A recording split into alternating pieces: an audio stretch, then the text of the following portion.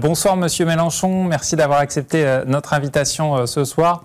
Vous évoquez une femme hors du commun qui qualifiait hier la Réunion de terre d'insoumission, de résistance. Huguette Bello qui renverse la droite, qui arrive à faire l'union. Pour vous, clairement, c'est la leader des forces de gauche à la Réunion. Aujourd'hui, cette élection fait d'elle la première représentante de la France insoumise à la Réunion. C'est en tout cas un événement historique et les Réunionnais savent bien qu'ils sont féconds, ils sont capables de donner à la France des personnalités hors du commun. C'était le cas avec Paul Vergès, je n'hésite pas à le dire, j'en ai été l'ami, et je considère que Mme Huguette Bello est de cette trempe, de cette force qui dépasse de loin les clivages de partis.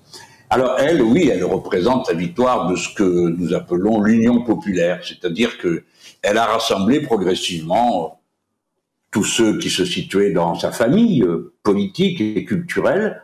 Et puis maintenant, on vient de l'entendre dans votre émission, elle tend la main à tous les élus, à tous ceux qui se préoccupent du sort de la Réunion pour leur dire, eh bien, on va travailler ensemble, mais on va le faire dans un sens, celui qui est le sens de la vie d'Huguette Bello et de quelques-uns d'entre nous aussi, qui est l'intérêt général, la vie des petites gens, de ceux qui ont besoin d'un salaire, d'un travail pour être libre et vivre dignement. Ce n'est pas plus que ce qui est demandé. Mais elle a une telle force de caractère qu'elle est capable de remuer les montagnes.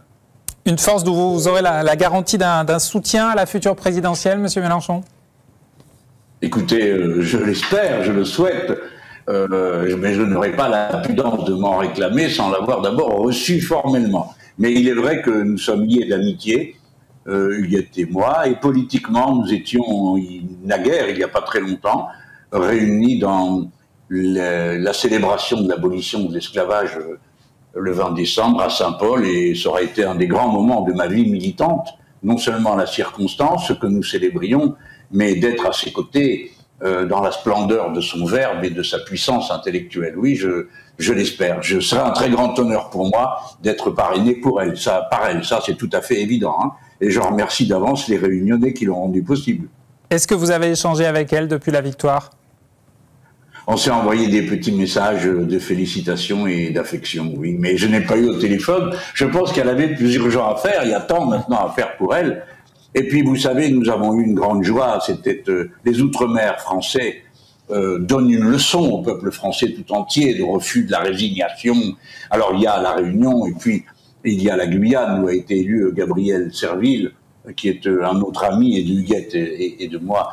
Et vraiment, les Outre-mer sont une leçon de dynamisme, de civisme, car la participation est plus forte à la Réunion et en Guyane qu'elle ne l'est sur le territoire hexagonal.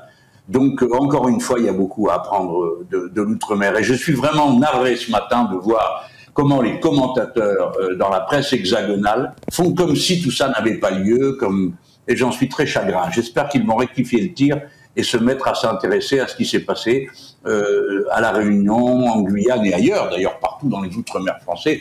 Vous vous posiez la question un instant de savoir si il y a toujours une droite et une gauche. Apparemment oui, hein, mais on n'a pas à le déplorer. Jean-Luc Mélenchon, c'est comme ça. Un réservoir de voix également potentiel pour les prochaines échéances. La victoire grâce à l'union des forces de progrès, France Insoumise, PS, PC, Verts. C'est dans l'union clairement que la gauche peut envisager la victoire pour les prochaines échéances? Je pense que si on pose la question comme ça, on va aller dans le mur. Il vaut mieux être rassemblé que divisé, ça c'est certain. Mais il ne faut pas qu'on en donne une idée, comment dire, politicienne. Et je le dis en total respect. C'est ce qui a fonctionné ici. Du rassemblement qui s'est fait. Oui, ça s'est fait du rassemblement qui s'est fait au deuxième tour. Je connais plusieurs des élus qui sont dans cette coalition et j'ai du respect pour eux, même si nous ne sommes pas membres de la même formation. Ce n'est pas le sujet pour moi. Ce qui est important, ce n'est pas de partir des sigles de partis, mais de ce sur quoi nous sommes d'accord en tant que programme capable de réaliser une union populaire. Il faut d'abord penser à ça. Vous savez, le temps des patrimoines électoraux est terminé. La meilleure des preuves, c'est que Mme Huguette Bello, qui n'était pas à la tête du plus puissant et du plus important parti présent à La Réunion, l'a emporté. Pourquoi? Parce que les gens se sont dit, cette femme-là, elle sait ce qu'elle veut, j'ai lu le programme, ça me convient, je suis. Et les autres qui ont fait l'accord au deuxième tour, nous étions avec elle au premier tour, mais les autres qui sont venus au deuxième tour aussi l'ont fait avec beaucoup de franchise, en convenant d'un programme. Et ça, je crois que c'est votre force à vous, les Réunionnais. Vous n'êtes pas trop soucieux de savoir de quel poil était la bête, mais plutôt quoi faire. quoi faire, comment faire. Justement, Jean-Luc Mélenchon, de la situation dans laquelle on est. L'union sur le plan national, est-ce que c'est un modèle que vous pouvez dupliquer, y compris pour la présidentielle? Est-ce que vous pourriez envisager de participer à une primaire des forces de gauche, quitte à prendre le risque de ne pas gagner et de ne pas donc être candidat? Vous avez déjà écrit ma vie, cher monsieur.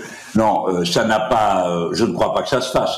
Nous venons d'apprendre que ce que moi je savais déjà, que les socialistes auront leur candidat, que les Verts auront leur candidat, et ils ont joué la samba de l'union en essayant de filer le mistigris de la désunion aux autres. Bon, tout ça, c'est de la politique politicienne. Et puis ce matin, c'est quand même parti très fort, parce que moi, je suis tout tranquille dans cette situation, et je vois que déjà les socialistes ont commencé à dire que les Verts étaient des bons à rien, et vice-versa. Bon, j'espère que tout ça va baisser d'un ton. C'est pourtant ce qui a fonctionné ici à la Réunion, Jean-Luc Mélenchon. C'est cette union qui a permis la victoire. Oui, mais vous aurez remarqué, observateur fin que vous êtes, qu'il a d'abord fallu que Huguette Bello creuse le trou et qu'elle soit en capacité de faire la démonstration que c'est bien avec elle. Vous savez, au-delà de nos personnes, qu'est-ce qui compte? C'est qu'on s'aperçoit que la question posée est de savoir qui dirige, qui anime, qui est la locomotive de l'Union populaire. Est-ce que ce sont les milieux populaires, c'est-à-dire le programme des milieux populaires, les augmentations de salaire, l'emploi, etc., ou bien est-ce que c'est, les classes moyennes supérieures qui vivent mieux, tant mieux pour elles, mais qui ont souvent tendance à oublier les milieux populaires. Et la victoire de Madame Bello, c'est cette leçon qu'elle doit. Rappelez-vous des milieux populaires. Cette femme s'en est souvenue, elle a gagné. Merci beaucoup Jean-Luc Mélenchon d'être intervenu ce soir. Merci à vous de m'avoir invité. C'est un petit bonheur de passer chez vous. Merci.